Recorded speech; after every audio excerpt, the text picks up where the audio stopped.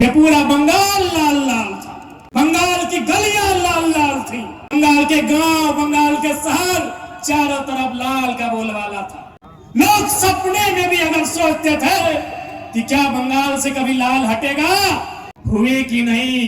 नेपाल के नौजवान सड़कों पर आए, सवाल किया कि एजुकेशन का सिस्टम कम हो रहा है, हेल्थ का सिस्टम कम हो रहा है और नेताओं की गाड़ियों की कतार लंबी हो रही है।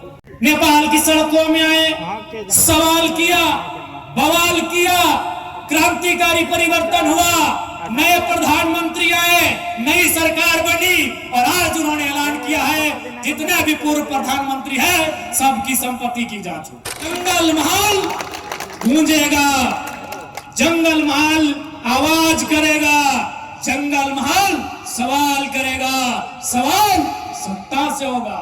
जंगल महल अपना नेतृत्व चुनेगा, वह नेतृत्व जंगल महल के विकास के लिए दिन रात एक करेगा। इसका निर्माण का आधार है एक ऐसा बंगाल जिसे कभी सोनार बांग्ला के नाम से संबोधित किया जाता था, जिसे अंग्रेजों ने इसी मार्ग से भारत के सोने को बाहर निकालने का काम किया था। ऐतिहासिक रूप से, सांस्कृतिक रूप से, भौगोलिक रूप से, पारंपरिक रूप से बंगाल का एक विशिष्ट इतिहास रहा है, एक सम्मानित इतिहास रहा है। आज पुनः इस बंगाल की मिट्टी में, जिस मिट्टी का ये नारा है माय माटी मानुष, उस मिट्टी से एक बदलाव की हुंकार भरनी होगी। और जब बहुत सारे लोग कह रहे हैं कि भाई दीदी को हिला पाना आसान नहीं है, दीदी को हिला पाना बहुत ही मुश्किल है, तो बंगाल वालों आपसे बेहतर उस लाल झंडे के शासन को कौन जानता है। ये पूरा बंगाल लाल लाल था। बंगाल की गलियां लाल लाल थी। बंगाल के गांव, बंगाल के शहर चारों तरफ लाल का बोलबाला था। लोग सपने में भी अगर सोचते थे कि क्या बंगाल से कभी लाल हटेगा, तो डर लगता था। लोग सपने में भी नहीं सोच पाते थे कि बंगाल की धरती से लाल की सरकार गायब होगी। हुई कि नहीं? हो गई। गायब हुई कि नहीं? दीदी क्या है, दीदी बूढ़ी हो गई है, उनको विश्राम करने कहिए, उनको उनकी सेवा की जाए। 10 साल, 15 साल, 20 साल बहुत होता है पॉलिटिक्स में, होता है कि नहीं? नहीं तो हम तो दीदी से कहेंगे। बगल में बिहार है और दीदी का नीतीश बाबू से अच्छा रिश्ता है, नाता है, एक मधुर, एक भाईचारा, बहनचारा वाला संबंध है। उनसे सीखना चाहिए। इनको भी बंगाल छोड़ के राज्यसभा चल जाना चाहिए। नीतीश जी जब होते थे संसद में, शायद दीदी भी संसद का सदस्य रही है, तो हमें लगता है इन्होंने काफी लंबा समय लिया।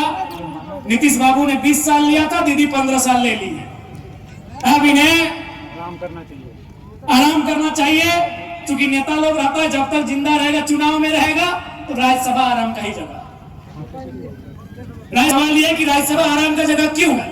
तो राज्यसभा के सदस्य को हम वोट नहीं करते। राज्यसभा आराम का जगह क्यों है? उसको हम वोट नहीं करते हैं, तो इसीलिए जनता उसके पास नहीं जाती है। अब विधायक को वोट किया है तो जनता मरनी में, हरनी में, छतियारियों में भी जाएगी। वोट किए हैं, झगड़ा झांटी में भी जाएगी।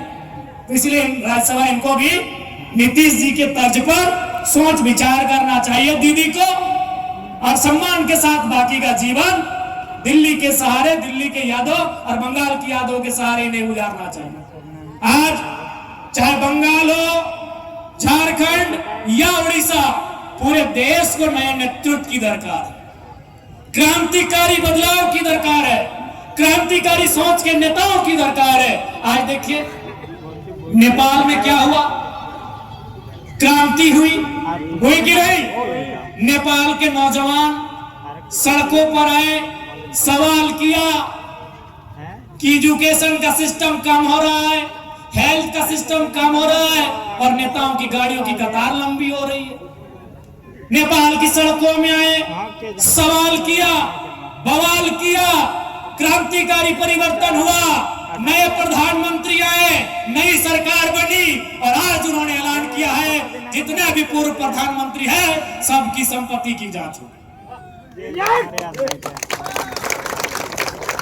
और यहाँ क्या होता है, शारदा चिटफंड घोटाला फाइलों में ही दब के रह जाता है, कोयला घोटाला फाइलों में ही दब के हो रह जाता है। इसलिए मैं बार बार कह रहा हूं, केवल सत्ता नहीं व्यवस्था को बदलना हो।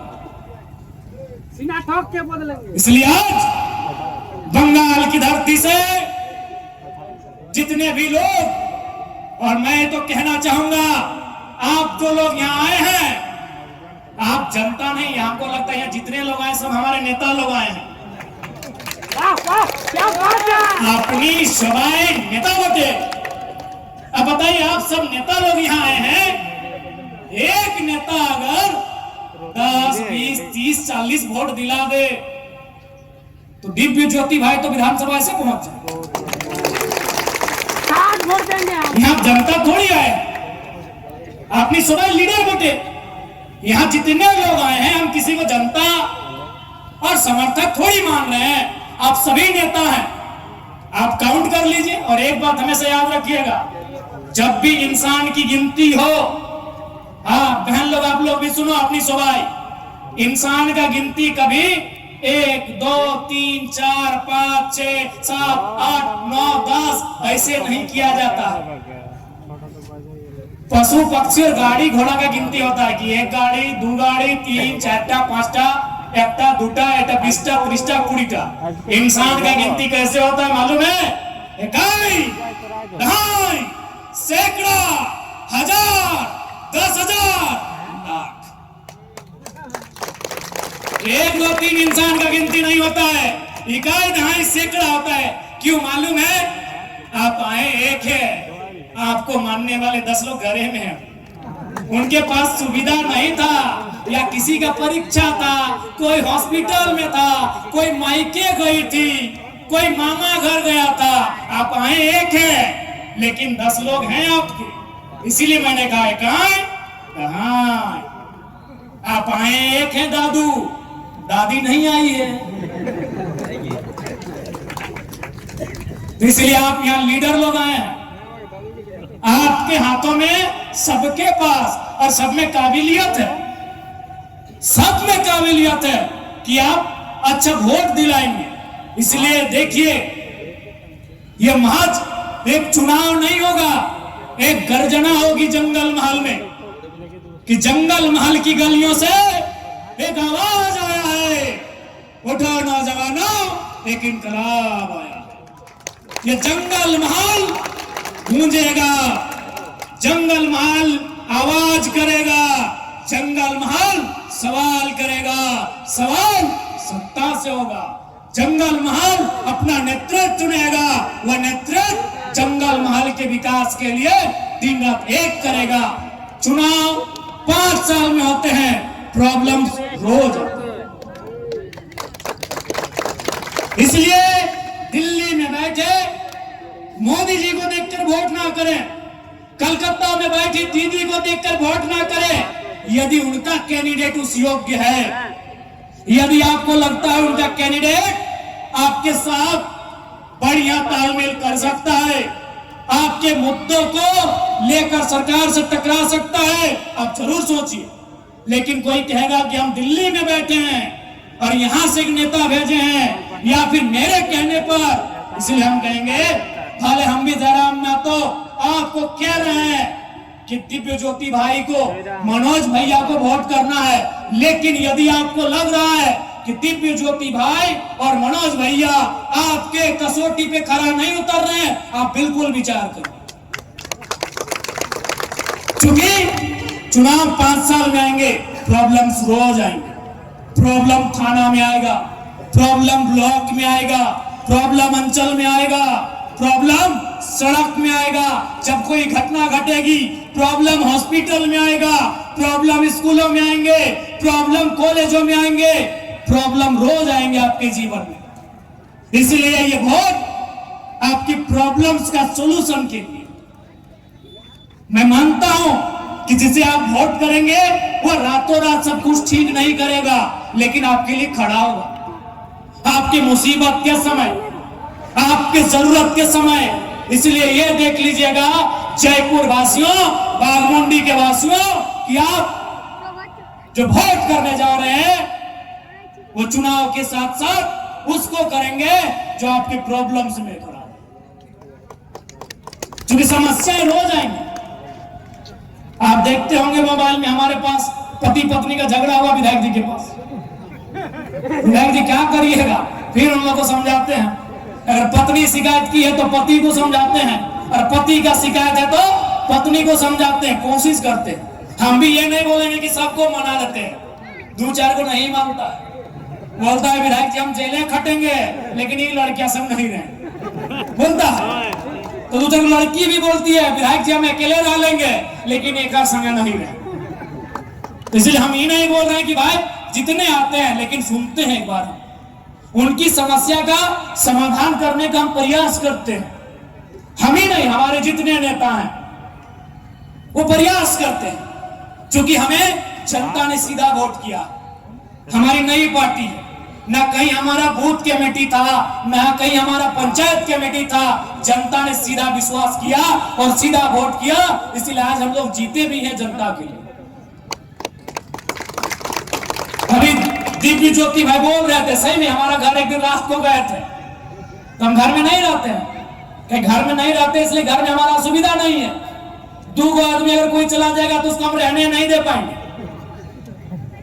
सही बोले दिव्य ज्योति भाई कि 2 को कोई नया आदमी अगर हमारा घर चला जाएगा तो रहने नहीं दे सकते हैं, जगह नहीं है, तो हम भाड़े में रहते हैं, दोस्त के यहाँ रहते हैं।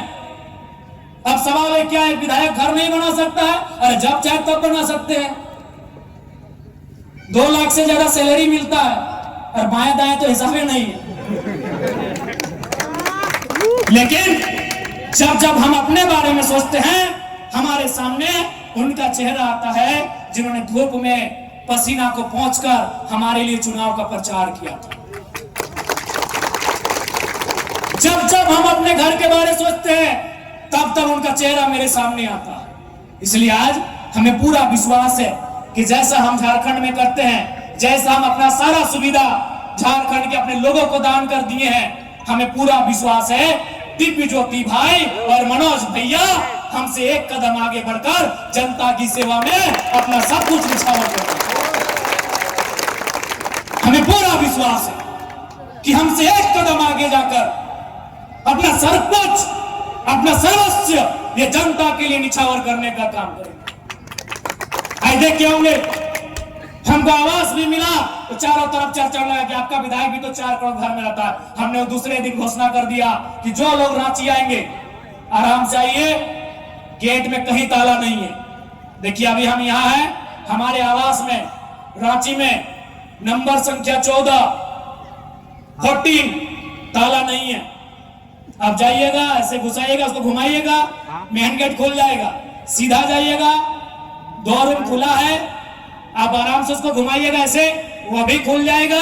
उसमें सोने का व्यवस्था है, बाथरूम भी है, नहाने का है, सब कुछ सुविधा है।